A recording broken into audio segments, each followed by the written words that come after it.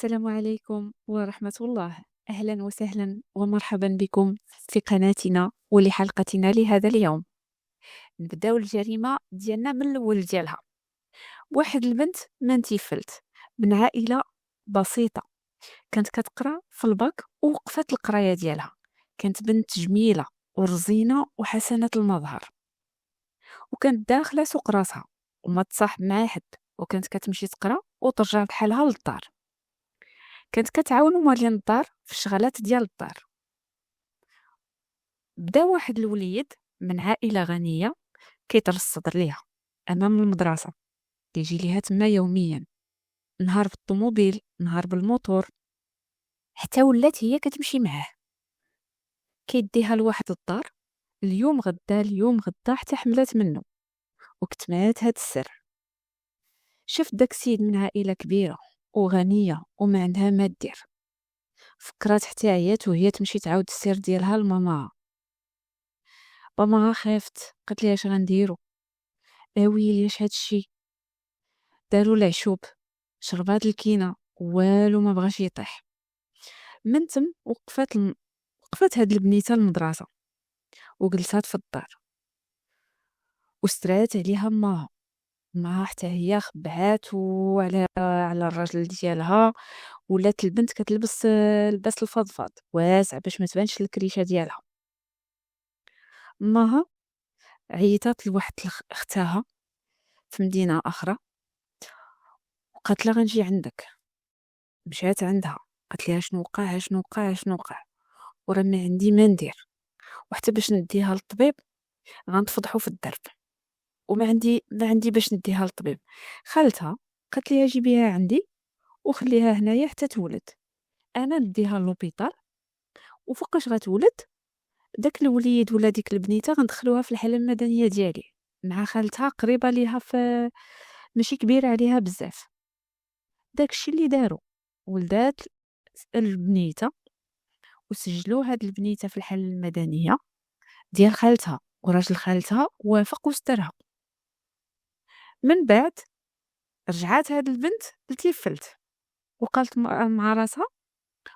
مع راسها خصني نتزوج. تصاحبات مع واحد خينا، طولات معاه حتى قال ليها واحد النهار واش كنتي حامله وعندك البنيته؟ قالت له لا. منين جبتي هاد الهضره؟ تفارقوا. رجعات الخدمه ديالها. من تما عاوتاني تصاحبت مع واحد اخر عسكري، مشى خطبها ومشى عندهم للدار. واحد النهار قال ليها راكي كنتي حامله وكنتي كتمشي مع شي حد، غنمشيو للطبيب ندوز لك. دابزو تفارقوا. رجعات كتقلب على شي واحد هي باغا غير اللي يتزوج بيها. تعرفت على واحد الخياط كان زوين وبالدار ديالو، اتفقوا على الزواج. خافت انه يعرف انها كانت حامله. هي شنو كانت كدير؟ كانت كتمشي عند خالتها وكتجيب ديك البنيته، كتبقى عندها واحد يومين 3 ايام سيمانه. هذيك البنيته ولات عندها 6 سنين وكترجعها لخالتها. والحومه اللي كانوا ساكنين فيها كانوا راضين البال، حيتاش البنيته كانت كتقول لها ماما. هنا خافت ان الخياط لا يعرف، فكرات حتى عيات وهي تفكر في واحد الحل. مشات جابت البنت من عند خالتها وقالت لها راه عندنا واحد الحفله في الحومه وبغيتها تحضر. وخالتها عطات ليها البنيته، سحب ليها بحال دايما. هي خدات البنيته طلعتها الفوقي، حيتاش هما عندهم الدار فيها السفلي وفيها الفوقي.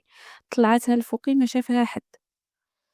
امها ما فخبرها والو من هادشي. جيعات البنت ديك النهار ولغت ليه، والبنت بدات كتبكي لها كتقول لها خصني ناكل. مشات جابت ليها ما تاكل، جابت لها العنب والكفته ودارت فيهم السم وبدات كتقول للبنت واكولي، وكتوكل البنت بزز. والو ما ماتش ليها، وهي تاخد واحد الفولاغ وتقجها قتلاتها. جمعات الدنيا تما مزيان باش ما تخليش الاثار، وعيطات لماها قالت ليها راه ماتت، كلات العنب وكلات الكفته وماتت. امها كتشوفها هكاك زرقاء كتقول كيفاش؟ قالت له مالها هكا؟ قالت له وصافي ماتت. واش غتبقى حياتي كامله انا تابعاني؟ واش انا حياتي كامله غنبقى انا كتقول لي ماما وهي ما عندهاش باها وما عندي كندير ليها والناس غيعرفوا؟ ما صافي سكتات، خافت لا تمشي للبوليس وغتمشي فيها للحبس. شدات هاد ختنا مشات عند الخياط وهي تعاود ليه كلشي، قالت له: "أنا عارفة راك كتقلب مورايا والناس راه غيقولوا لك، راه أنا كنت مزوجة وعندي البنت وراه خالتي مسجلاها في الحالة المدنية ديالها وراها كتربيها وأنا كنجيبها." قالت له: "صافي، راني تهنيت منها وراني قتلتها." الخياط تخلع، قال ليها: "يلاه نمشيو للدار." مشى معاها للدار، لقى بصح البنت كاينة تما ميتة، وهي تقول له: "راه شوف، راه اليوم غندفنوها وراه غنحيدوها من الحالة المدنية ومريضنا ما عنده باس." الخياط خاف، خرج وهو يمشي عند البوليس، عاود ليهم كلشي. انتقلوا البوليس لعين المكان، داروا المعاينة ديالهم، لقاو البنت بصح ميتة وزرقة. خداو امها، داوها للكوميسيرية، بداو معاها البحث من الاول. شكون حملك، شكون باها؟ قالت لهم شكون. مشاو جابوه، فوقاش جابوه قال لهم ماشي انا. و... وفي ديك الوقيته مع ما كانش لا دي ما عندهم ما يديروا، داز على المحاكمة، خراج براءة، وهي تابعوها بجريمة قتل وكتعترف، كتقول لك: أنا قتلتها، رانا بغيت نتزوج الخياط وراه البنت واقفة لي في الطريق، واللي عارفة أنا كانت عندي البنيته وكنت حاملة راه كيهرب. شنو غندير؟ ما ندير، أنا نقتلها.